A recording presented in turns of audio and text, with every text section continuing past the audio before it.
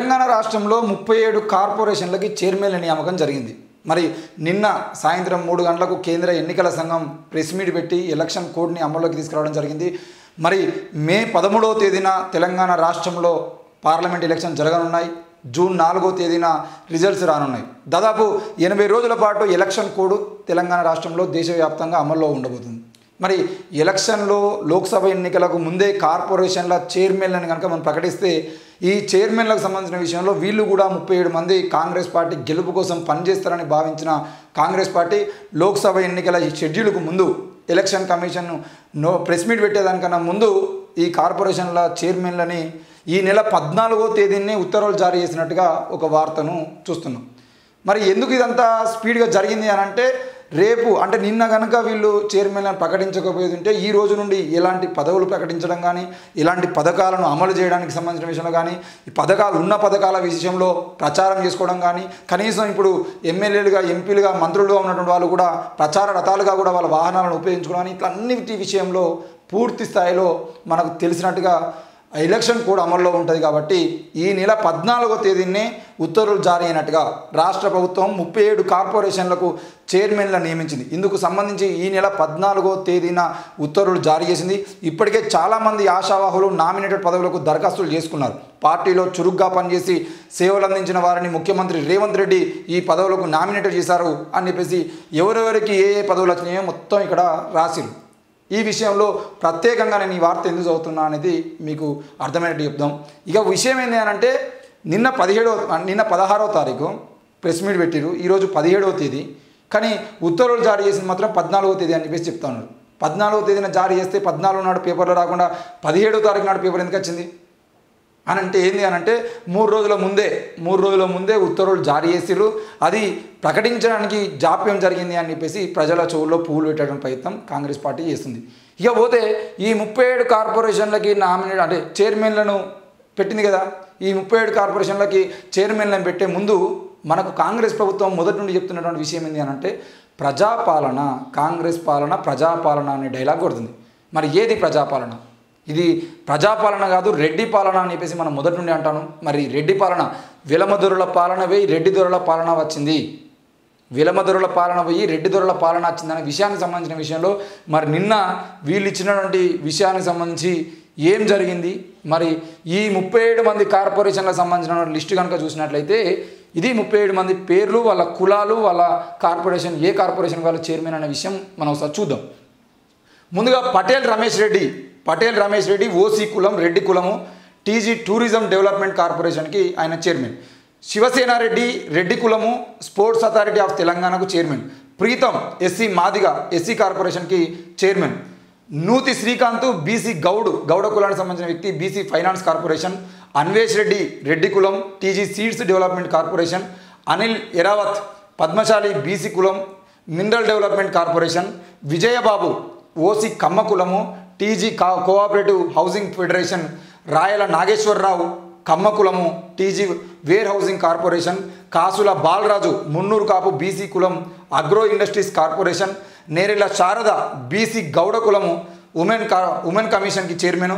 బండారు శోభారాణి యాదవ కులం, Telangana state women's cooperative development corporation లిమిటెడ్కి chairman. Jagadeeswararao OC Velama కులం, state irrigation development corporation. Janga Raghavareddy OC Reddy కులం, TG cooperative oil seeds growers federation. Manala Mohan Reddy OC Reddy కులం, TG cooperative union limited. మరి Bellaiah Naik ST Lambada నుండి గిరిజన కోఆపరేటివ్ ఫైనాన్స్ డెవలప్మెంట్ కార్పొరేషన్కి chairman. Gurunath Reddy BC Lingayat police housing corporation. Mudiraj కులానికి సంబంధించిన Gnaneshwar Mudiraj dairy development cooperative federation లిమిటెడ్కి చైర్మన్. చల్లా నరసింహారెడ్డి రెడ్డి కులం, urban finance infrastructure development corporation limited. Mettu Sai Kumar Mudiraj కులం, fishers cooperative society federation limited. మరి కొత్తాకు నాగు ఎస్టీ కులము, Telangana state ST cooperative finance development corporation chairman. Janaka Prasad INTC నాయకులు, ఓసీ బ్రాహ్మణ కులానికి సంబంధించిన వ్యక్తి, మినిమం వేజెస్ అడ్వైజరీ బోర్డుకు సంబంధించిన చైర్మన్. ఎండి రియాజ్ ముస్లిం గ్రంథాలయ పరిషత్కి చైర్మన్. వీరయ్య బీసీ పిరక, తెలంగాణ వికలాంగుల కార్పొరేషన్కి చైర్మన్. నాయుడు సత్యనారాయణ బీసీ కులం, హ్యాండీక్రాఫ్ట్ కార్పొరేషన్కి చైర్మన్ ఎంఏ జబర్, ముస్లిం minority vice chairman TG minorities finance corporation, Nirmala Jaggareddy BC గౌడకులం industrial infrastructure corporation limited, Ram Reddy Mallareddy OC Reddy TG road development corporation limited, Srimathi Kalva Sujatha OC Vysya కులం టీజీ వైశ్య కార్పొరేషన్, మరి Podem Veeraiah ST Koya TG forest development corporation chairman, Anitha Prakash Reddy OC Reddy కులం state trade promotion corporation, Narender Reddy OC Reddy కులం Satavahana urban development authority chairman, Alekhya Punjala BC Munnuru Kapu Sangeetha Nataka academy chairman, Giridhar Reddy OC Reddy కులం TG film development corporation, Manne Satish Kumar OC కమ్మకులం Telangana state technology services development corporation, Jaripeti Jaipal BC Oddera కులం TG most backward classes development corporation limited, Venkatramireddy OC Reddy కులం Kakatiya urban development authority, MA Fahim ముస్లిం minority, ఈయన Telangana food corporation చైర్మన్గా నిన్న నియామకం జరిగింది. మొత్తం 37 మంది వీళ్ళు. ఈ 37 మందికి సంబంధించిన విషయంలో నేను రెడ్ల పాలన అని ఎందుకు అంటున్నా అంటే 37 మంది ఉన్నప్పుడు ఈ దేశంలో 90% పైగా ఎంత 90% పైగా ఉన్నది ఎస్సీ ఎస్టీ బీసీలు మాత్రమే. ఈ 90% పైగా ఉన్నటువంటి ఎస్సీ ఎస్టీ బీసీలకు ఇచ్చినటువంటి పదవులు ఎంత, ఓసీలకు ఇచ్చినటువంటి పదవులు ఎంత, ఆ ఓసీలో కూడా కేవలం రెడ్డిలకు ఇచ్చిన పదవులు ఎన్ని, మిగతా వాళ్ళకి ఇచ్చిన పదవులు ఎన్ని, ఒక్కసారి మనం లెక్కలేదు చూసేది ఉంటే ఇది రెడ్డి పాలన అని చెప్పేసి మేము చెప్పడానికి ప్రధాన కారణం ఏందనేది మీకు అర్థమవుతుంది. 37 మంది కార్పొరేషన్లు ఇచ్చినప్పుడు కనీసం ఎస్సీలకు ఒక 5 పైన, లేదా ఎస్టీలకు ఒక 3-4, ఎస్సీలకు ఒక 5 పైన, బీసీలకు ఒక 20 ఇచ్చి ఒక 5-10 కులాలు 5-10 మాత్రమే ఈరోజు ఓసీలు తీసుకోవాల్సిన అవసరం ఉంది. మరి ఇక్కడ ఏం జరిగింది ఒక్కసారి చూద్దాం. పటేల్ రమేష్ రెడ్డి ఒక్కటి రెడ్డి కులం, శివసేనారెడ్డి పటేల్ రమేష్ రెడ్డి శివసేనారెడ్డి ఇద్దరు రెడ్డి కులమే, ఇద్దరు అయిపోయారు. మళ్ళా అన్వేష్ రెడ్డి ఈయన 3, అన్వేష్ రెడ్డి కూడా రెడ్డి కులం.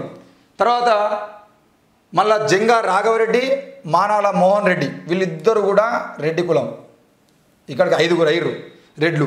చల్ల నరసింహారెడ్డి 6. తర్వాత మళ్ళా రామ్ రెడ్డి మల్లారెడ్డి రెడ్డి కులం 7. మన అయిత ప్రకాష్ రెడ్డి కె నరేందర్ రెడ్డి ఇద్దరు రెడ్డి కులమే, వీడికి 9 మంది అయ్యారు. మళ్ళా గిరిధర్ రెడ్డి 10. పోతే వెంకటరామిరెడ్డి రెడ్డి వీళ్ళు 11 మంది. మొత్తం రెడ్లు ఎంతమంది? కేవలం రెడ్లు 11 మంది. కేవలం రెడ్లే 11 మంది ఉన్నారు తెలంగాణలో. ఇక మరి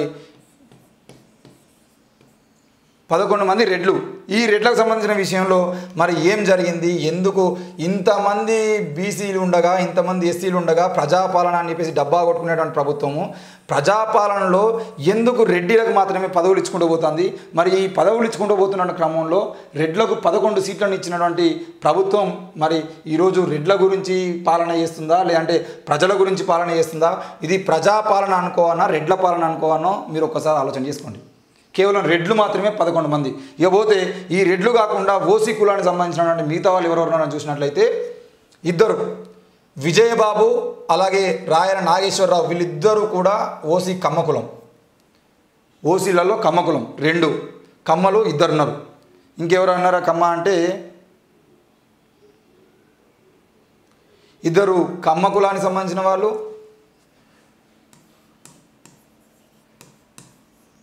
కమ్మ కులానికి సంబంధించిన వాళ్ళు 2. మరి విలమ కులం, వైశ్య కులం,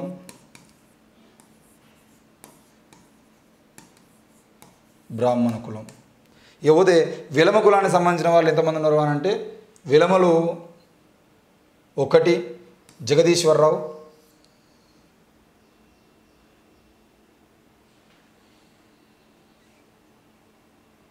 విలమలు 1 ఉన్నారు. విలమ కులానికి సంబంధించిన వాళ్ళు 1. వైశ్య కులానికి సంబంధించిన వాళ్ళు మరి మాదిగా గౌడు, రెడ్డి, కమ్మ, మునూరు కాపు, గౌడు, యాదవ్, విలమ, రెడ్డి, లంబాడ, ముదిరాజ్, రెడ్డి, ముదిరాజు, బ్రాహ్మిన్లు 1.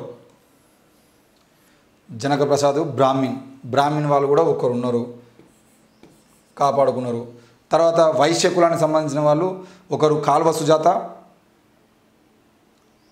ఒక్కరే మరి ఈరోజు వైశ్య కులానికి సంబంధించిన వాళ్ళు. ఇక పోతే ఇవి మొత్తం ఎంతమంది? 11, 2, 13, 14, 15, 16 మంది. 16 మంది ఈరోజు కేవలం అగ్రకులాల వాళ్ళు మాత్రమే ఉన్నారు. ఈ అగ్రకులాలు 1, 2, 3, 4, 5, 6, 7, 8, 9, 10, 11, 12, 13, 14, 15, 16, 17 మంది. అంటే 11 మంది రెడ్లు, కమ్మలు ఇద్దరు 13, 14, 15, 16. ఇంకొకరు వేరే కులానికి సంబంధించిన వాళ్ళు ఉన్నారు. విలమ, ఓసి, కమ్మ, రెడ్డి, ఓసి రెడ్లు, రెడ్డి, బ్రాహ్మణ, ఓసి రెడ్డి, ఓసి వైశ్య, రెడ్డి కమ్మలు 3 ఉన్నారు. కమ్మలకు సంబంధించిన విషయంలో కమ్మలు 3 ఉన్నారు. 3 కమ్మలు, ఒకరు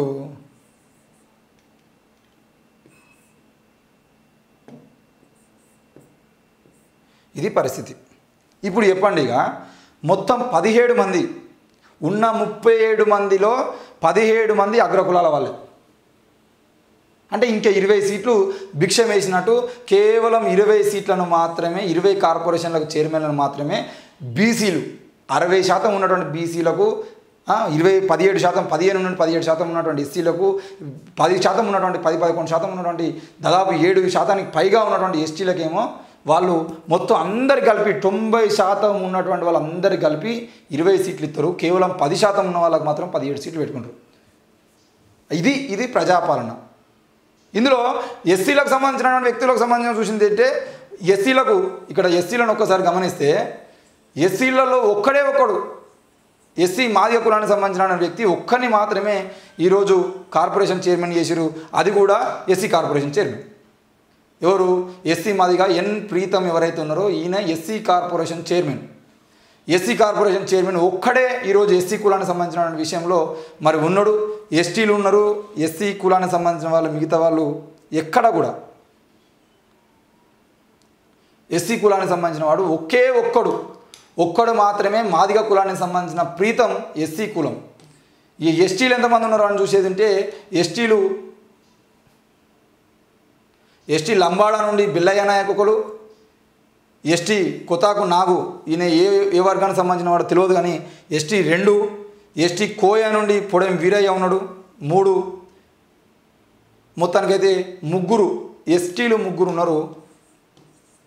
ఇక మిగతా వాళ్ళు ఎస్సీ ఎస్టీ ఓసీలు పోతే మిగతా వాళ్ళు 17, 3, 20, 21 పోతే 16 మంది. 16 మందిలో మళ్ళా ముస్లింలు ఉన్నారు. ముస్లింలు ఎంతమంది? 1 ముస్లిం 1, ముస్లిం 2, ముస్లిం 3, 3 ముస్లింలు. 3 ముస్లిం 17, 3, 20, 23, 24 మంది పోతే ఇక కేవలం వీళ్ళ 6, 7 దాదాపు 13 మంది మాత్రమే బీసీలు ఉన్నారు. ఇది నిన్న తెలంగాణ రాష్ట్రంలో మన గౌరవ ముఖ్యమంత్రి గారు ప్రకటించినటువంటి ఈ కార్పొరేషన్ల చైర్మన్లు ఎవరైతే ఉన్నారో ఈ కార్పొరేషన్ల చైర్మన్లకు సంబంధించిన విషయంలో గౌరవ ముఖ్యమంత్రి గారు నిత్యం నోరు తెరిచేది ఉంటే ప్రజాపాలన అని చెప్పే మన కాంగ్రెస్ నాయకులు అందరూ గుర్తుపెట్టుకోవాల్సిన విషయం ఏంటంటే ఇదేనా ప్రజాపాలన?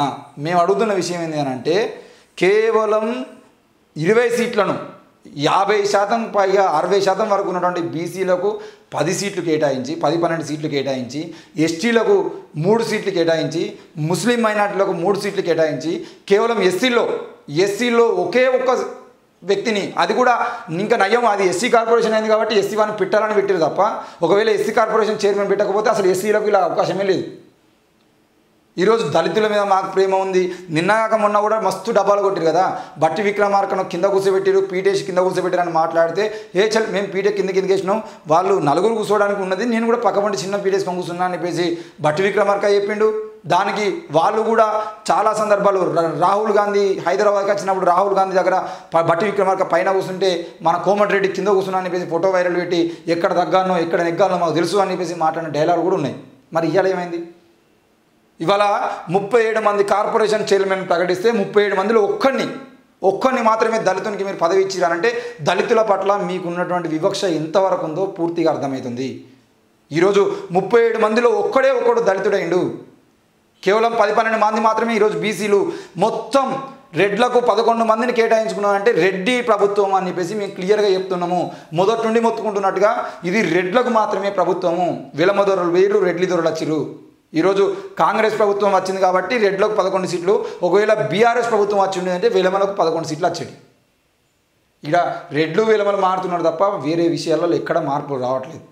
ఈరోజు మనం ఎంత మొత్తుకున్నా, మనం కాంగ్రెస్కి సపోర్ట్ చేసినా, మనం బీఆర్ఎస్కి సపోర్ట్ చేసినా, మన పార్టీలను తీసుకుపోయి బీఆర్ఎస్లో విలీనం చేసినా, మన పార్టీని తీసుకుపోయి కాంగ్రెస్లో విలీనం చేసినా వాళ్ళు రెడ్లు విలమల కోసమే వాళ్ళ పోరాటం అంత తప్ప మన గురించి కాదు. ఒక్కడు ఎస్సీ, కేవలం 3 మాత్రమే ఎస్టీ. ఆ 3 కూడా ఎస్టీలను ఎందుకు తీసుకున్నారంటే ఆ ఎస్టీ కార్పొరేషన్ సంబంధించినవి ఉన్నాయి కాబట్టి వాళ్ళని ఎస్టీలను తీసుకోవాల్సింది. ఏంటిది?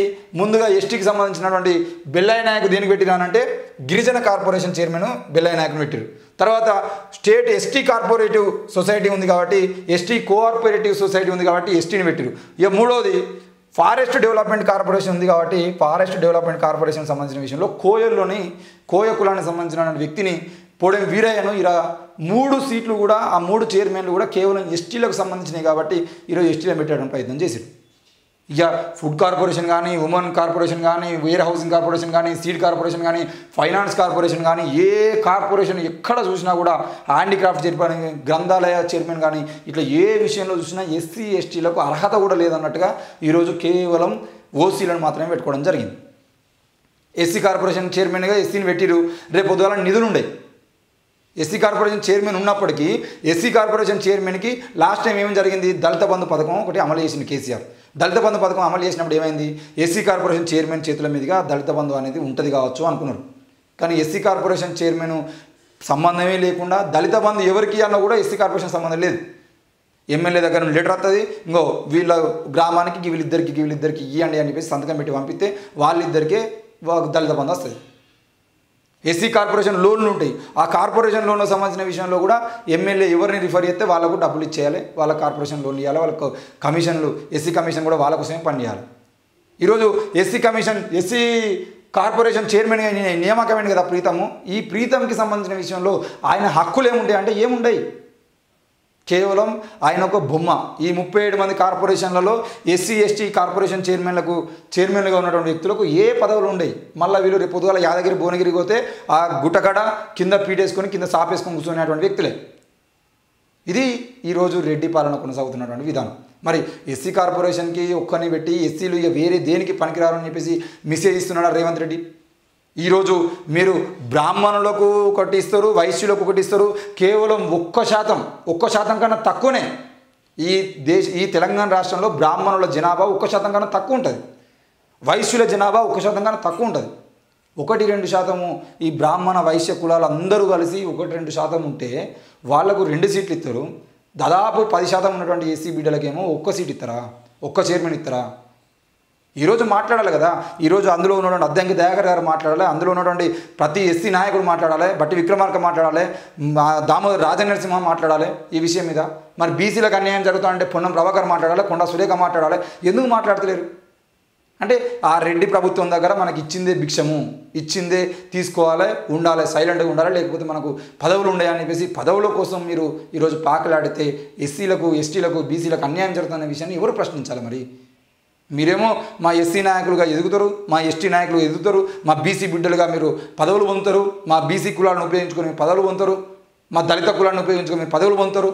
మళ్ళీ దళితులకు అన్యాయం జరుగుతుందంటే మాత్రం మీరు ఈరోజు ఎంత అన్యాయం అంటే మొన్న భువనగిరిలో యాదగిరి నరసింహ టెంపుల్లో పీటలు లేక ఇద్దరు కొండా సురేఖను మన బట్టి విక్రమార్క కింద కూర్చున్నారని చెప్పేసి దాని మీద దళిత ఆత్మగౌరవానికి సంబంధించిన విషయంలో దేశవ్యాప్తంగా రాష్ట్ర వ్యాప్తంగా దళితులందరూ కూడా దాని మీద మాట్లాడితే ఆ నరసింహస్వామి టెంపుల్కి సంబంధించినటువంటి ఆ టెంపుల్ ఏఈ కానీ వాళ్ళందరూ ఈవో కానీ వీళ్ళందరూ ఏం మాట్లాడారంటే కొత్తగా పీటలు ఉండవు అని చెప్పేసి మాట్లాడారు.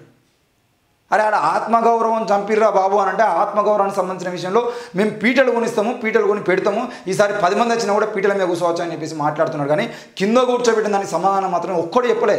ఇప్పుడు ఆడు ప్రభుత్వంలో ఉన్నోడు చెప్పలే. ఆ విషయం మీద మళ్ళీ బట్టి విక్రమార్కని ప్రెస్ మీట్ పెట్టుకుని నేనే కింద కూర్చున్నా, నేనే కావాలనే కూర్చున్నా అని చెప్పేసి బట్టి విక్రమార్క మాట్లాడి, కానీ దాని మీద రేవంత్ రెడ్డి మాట్లాడాలి, దాని మీద ఉత్తమ్ కుమార్ రెడ్డి మాట్లాడాలి, కోమటిరెడ్డి మాట్లాడాలి. వీళ్ళు చేస్తున్న పరిపాలన ఏదైతే ఉందో ఆ పరిపాలన సంబంధించిన విషయంలో మనం జాగ్రత్తగా ముందుకు పోవాల్సిన అవసరం ఉంది.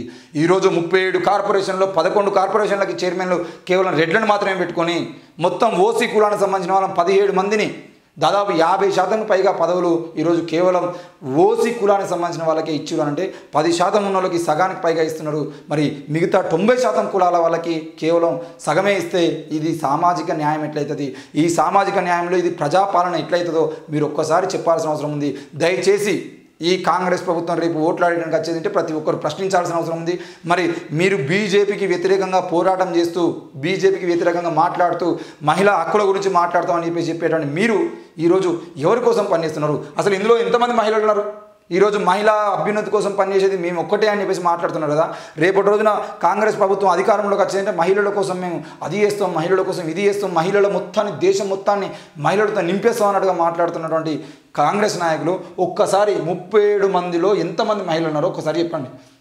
రమేష్ రెడ్డి, శివసేన రెడ్డి, ప్రీతం, శ్రీకాంత్, అన్వేష్ రెడ్డి, ఇరావత్, అనిల్, విజయబాబు, నాగేశ్వరరావు, బాలరాజు, శారద 1, శారద, శోభారాణి 2, ఏవోదే గురునాథ్ రెడ్డి, జ్ఞానేశ్వర్ ముదిరాజు, చల్ల నరసింహ, సాయి కుమారు, కొతాకు నాగు, ప్రసాదు, రియాజు, వీరయ్య, సత్యనారాయణ, జబ్బర్, నిర్మలారెడ్డి 3, కాల్వ సుజాత 4, వీరయ్య, ప్రకాష్ రెడ్డి, నరేందర్ రెడ్డి, అలక్య,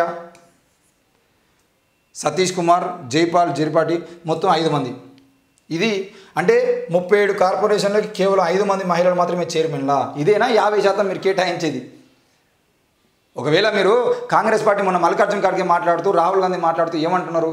మేము ఒకవేళ బీజేపీ పార్టీ అధికారంలో పోయి కేంద్రంలో కాంగ్రెస్ ప్రభుత్వం అధికారంలోకి వస్తే 50% రిజర్వేషన్లు మహిళలకే ఇస్తాము, ప్రభుత్వ ఉద్యోగాలు కూడా, కేంద్ర ఉద్యోగాల్లో కూడా మేము 50% రిజర్వేషన్ మహిళలకే కేటాయిస్తామని చెప్పేసి మాట్లాడుతున్నటువంటి కాంగ్రెస్ పార్టీ నాయకులు ఎవరైతే ఉన్నారో వాళ్ళు మరి మీ ఈరోజు 37 మందిని కార్పొరేషన్ చైర్మన్లను పెడితే, 37 మందిని పెడితే కనీసం 18 మంది అయినా మహిళలు ఉండాలి కదా. 50%, 18 మంది కాకపోని 15 మంది అయినా ఉండాలి కదా. 15 మంది కాకపోని కనీసం 10 మంది కన్నా ఇచ్చినంటే కేవలం 5 మందికి ఇచ్చి ఇది మహిళల కోసమే పనిచేసే పార్టీ, మా ఒక్క పార్టీ అని చెప్పేసి డబ్బాలు కొట్టుకుంటా ఉన్నారు.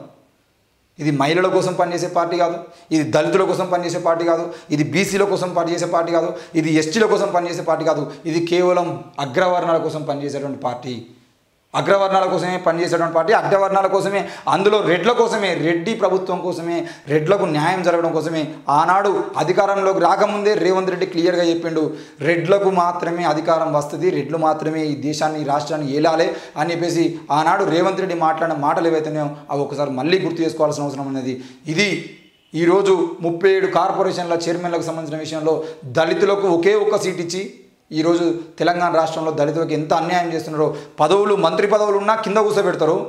ఈరోజు కార్పొరేషన్ చైర్మన్లో అది కూడా కేవలం ఎస్సీ కార్పొరేషన్ కాబట్టి ఎస్సీని పెట్టిరు, ఒక్క చైర్మన్గా కూడా ఎస్సీని ప్రకటించలేదు అని అంటే ఈరోజు దళితుల మీద, మహిళల మీద ఈరోజు ఈ కాంగ్రెస్ ప్రభుత్వానికి ఎంత ప్రేమ ఉందో అర్థం చేసుకోవాల్సిన అవసరం ఉంది. మీరు ఆలోచించాల్సిన అవసరం ఉందని తెలియజేస్తున్నాను. చూస్తున్నానండి. Thank you.